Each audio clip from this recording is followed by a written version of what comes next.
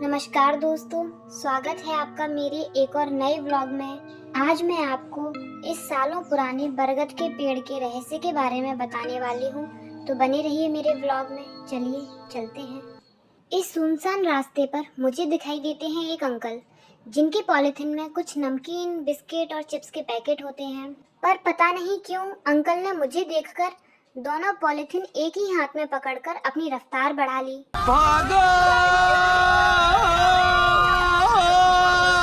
Uncle को ignore करते हुए हम आ जाते हैं मंदिर की तरफ, क्योंकि वो पेड़ मंदिर के जस्ट पीछे मौजूद है।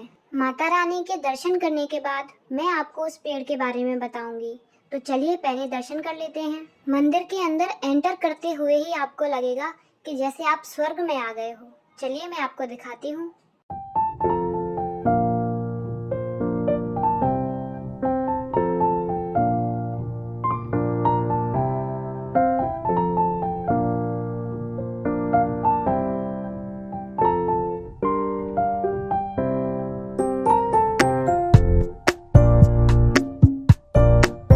जब मैं मंदिर में पहुंची तो वहां आरती हो रही थी।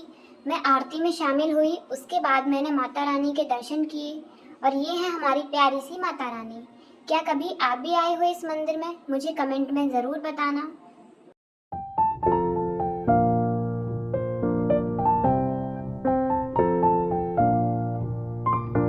ये है वो रास्ता जो उस पुराने बरगद के पेड़ तक जाता है। रात के समय यहाँ ज़्यादा लोग नहीं होते। सजे धजे मंदिर के बिल्कुल विपरीत है ये जगह, आप खुद ही देख सकते हैं। वैसे यहाँ डरने की कोई ज़रूरत नहीं है। इस बरगद के पेड़ के बगल में एक बेलपत्र का पेड़ भी है, जहाँ मेरी माँ पूजा करने जा रही है। दिन में तो यहाँ काफ़ी भीड़ होती है, लेकिन रात में यहाँ केवल वही पूजा करने आते हैं जो माउंटेन ड्यू पीते हैं, क्योंकि आपको पता है डर के आगे जीत है। अब मैं आपको बता देती हूँ कि क्यों ये बरगद का पेड़ इतना खास है। तो हमारे मंदिर पर जब भी भंडारा होता है तो इसी बरगद के पेड़ के नीचे वो आलू की सब्जी बनती है, जो बहुत टेस्टी होती है। देखिए मैं आपको पास से दिखा देती हूँ।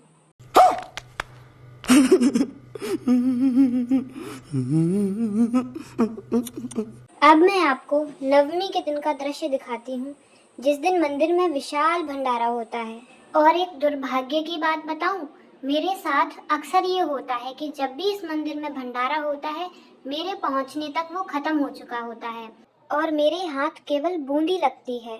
इसीलिए मंदिर वालों से मेरा विशेष अनुरोध है, कृपया मेरे लिए थोड़ा सा भंडारा बचा लिया करो या फिर मुझे अलग से बुला लिया करो।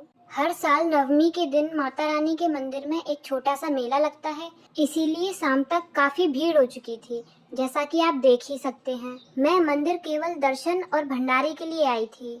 मेले से मुझे सस्ती चीजें खरीदनी नहीं थी और महंगी चीजों के लिए मेरे पास पैसे नहीं थे, इसीलिए मैं घर के लिए निकल गई। रास्ते में मुझे काफी क्यूट चीजें दिखी, जैसे ये सपनों का घर और एनाबेल की बुआ की लड़की डेनाबेल। बिना भंडारा खाए लौट रही थी, इसीलिए मुझे मेले की किसी भी चीज में कोई इंटरेस्ट नहीं आया और फिर मैं आगे निकल गई। इन गुब्बारों से भी ज्यादा रंग तो मेरे रिश्तेदार मुझे दिखा देते हैं। घर लौटते लौटते मेरे मन में भंडारा खाने की खुजली कुछ ज्यादा ही बढ़ गई थी, तो फिर मैंने भी ठान लिया कि अब जहाँ न्योता दिखेगा वहीं बैठ जाऊंगी, बिना खाए तो आज घर नहीं जाना। और माता रानी ने मेरी सुन ली।